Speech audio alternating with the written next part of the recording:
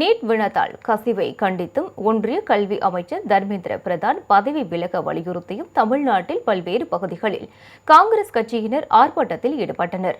அரியலூர் மாவட்டத்தில் காமராஜர் சிலை அருகே காங்கிரஸ் மாவட்ட தலைவர் மாரியம்மாள் தலைமையில் ஆர்ப்பாட்டம் நடைபெற்றது. அப்போது ஒன்றிய அரசை கண்டித்து முழக்கங்கள் எழுப்பப்பட்டன.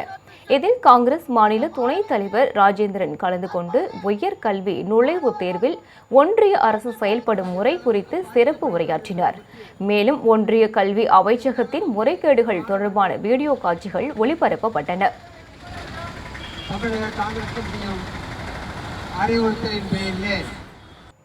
இதேபோல் கோவை மாவட்டத்தில் நீட் தேர்வை ரத்து செய்ய வலியுறுத்தி காங்கிரஸ் கட்சி சார்பில் ஆலோசனைக் கூட்டம் நடைபெற்றது.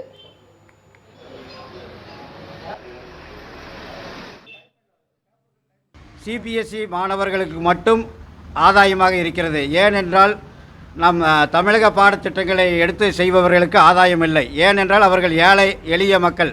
அந்த பாடத்திட்டங்களுக்கு மத்திய அரசு முக்கியத்துவம் கொடுப்பதில்லை. அதனால் நீட் தேர்வை பல லட்சம் ரூபாய் செலவில் அவை கட்டி பயிற்சி முகாமுக்கு போக முடிவதில்லை.